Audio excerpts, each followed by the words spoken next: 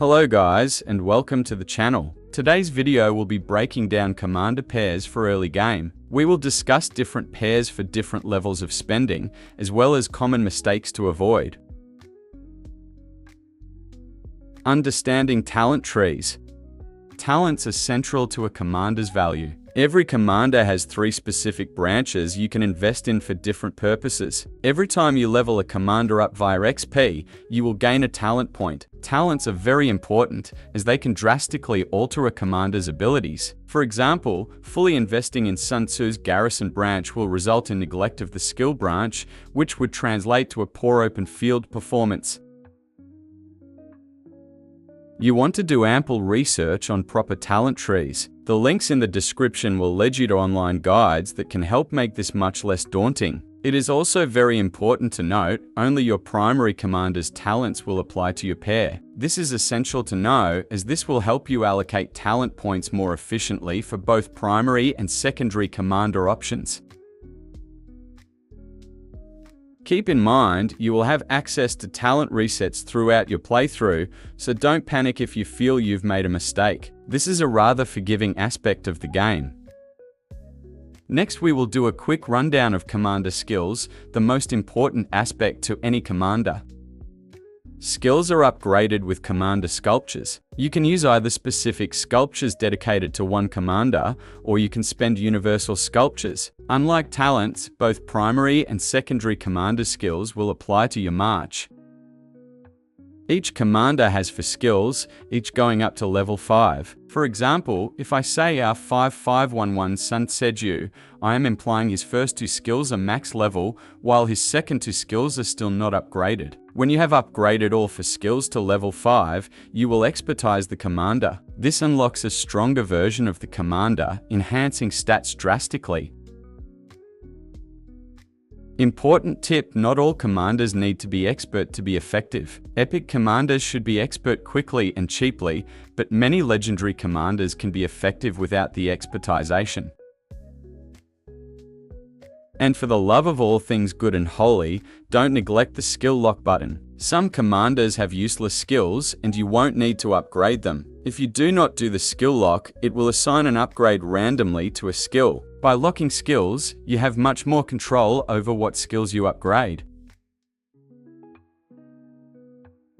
Starting with infantry, 90% of this will be about Sun Tzu. He is without a doubt the best epic commander in the game. His skill damage is very strong and is AoE. AoE is very valuable in open field. The more troops you can hit at once, the more damage you will do, and the better your trades will be. This, along with any other epic commander, should be expertized quite early. Even as free to play, you should have between 2 to 4 of these epics expert by KVK. He can be used in offense and defensive garrison, which is great for the free-to-play players. First, we will look at damage-heavy pairs. He is very versatile early game and can even translate into mid-game seasons in the right circumstance. Starting with Ethelflaed, her secondary to Sun Tzu is very strong. She debuffs opponents while also doing AoE, allowing for massive damage outputs in open field fighting. You will want to lock her skills so you can get 5511, as the first 2 skills are her bread and butter. She is free, so really no reason to not use her in some capacity. Born is also a great option for a Sun Tzu pair, though you will want Born as primary and Sun secondary. The reason being, Born's active skill makes enemies take more skill damage, so you want this skill to hit first, allowing for full efficiency. You will likely run into this pair quite often. Shifting away from attack-heavy pairs, we will take a look at some pairs that can be quite tanky. It is important to note, infantry's main appeal is the ability to fight long and wear down the enemy marches. The longer you stay in a fight, the better trades you will have. Starting with Charles Martel, this is a super tanky march pair early game. Charles is in MG events, which makes getting him strong for free possible, albeit still hard. His active skill produces a shield, which is very effective against enemy commanders who hit like trucks. Richard here is in the same boat, but rather than produce a shield, he actively heals your march. This is very valuable when you need a march to survive a long time. He is available in the wheel event for gems, so he is possible to use free to play. Pericles is the poor man's Charles. He also produces a shield, but it is less effective. He is a solid option for garrison and potentially open field in the right setting. If you can't get a good Charles, this is a decent backup option. Let's recap on infantry. Sun Tseju will be your central commander, with most pairs working through him. Decide your role early. Will you garrison lead, rally, or fight open field? Prepare accordingly. Remember, infantry is the tankiest troop type in the game, so naturally you want to buff troop health as much as possible. The more health you have, the more tanky you are. You also want to avoid committing to a lot of commanders at once. Focus on one or two at a time. If you are wondering why I didn't include commanders like Yulyi and Pyrrhus, well, Yulyi is probably the worst commander of all time. Pyrrhus is not bad, but honestly, if you are free to play, investing in him is kind of dumb. He's got some value situationally, but not worth mentioning. You can do better for cheaper. He is what we would call a noob trap. If you spend gold heads on him, I will physically assault you. Okay, maybe not, but still, don't invest in Pyrrhus. If anyone recommends him to you as free to play, call your local authorities. Moving on to cavalry pairs now. For spenders, Minamoto is your guy. He is fast and hits like a nuke, and pairs well with many different commanders. He can only be obtained through purchases, so if you want him, you will have to invest financially. This is the commander you will likely see marching towards your city after you farm kill out of boredom. Good, you probably deserved it. Even if you are a low spender, something as simple as a 5111 peacekeeping Minamoto can work wonders fighting barbarian forts early game. I will recommend though, if you are going to get him, go all in, he is worth it. Keep in mind, he is only available through VIP bundles. You will need to reach VIP 9 to expertise this commander.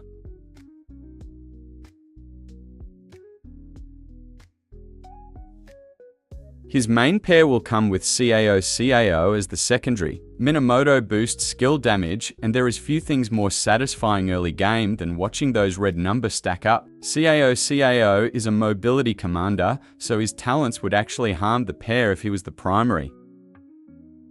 This is the most common dual legendary march early game. This pair is awesome. It will win you duels, destroy barbarian forts, sack cities, and perform well in open field combat. Highly recommended.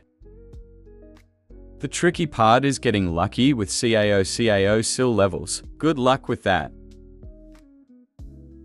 Babers here is very good behind Miner in a pair. He does AoE damage, which helps turns Miner into a more efficient ball fighter. Babers' main value comes from the fact that you can expertise him for free pretty early on. Having him buffing damage output with Miner results in some beautiful trades. He also has a small but helpful healing factor, which allows you to fight even longer. This march will be most viable for low spenders. Also worth noting, he has conquering skills and talents if you're feeling frisky. Moving on to YSG, this is a lot of people's preferred march. The AoE damage output is amazing, and you will get phenomenal trades. But that's an archer commander. I know, be quiet. That's how good the skill damage is here. Important tip, if someone suggests you use YSG primary for literally anything, sue them for being a goober. Here's the definition of a secondary.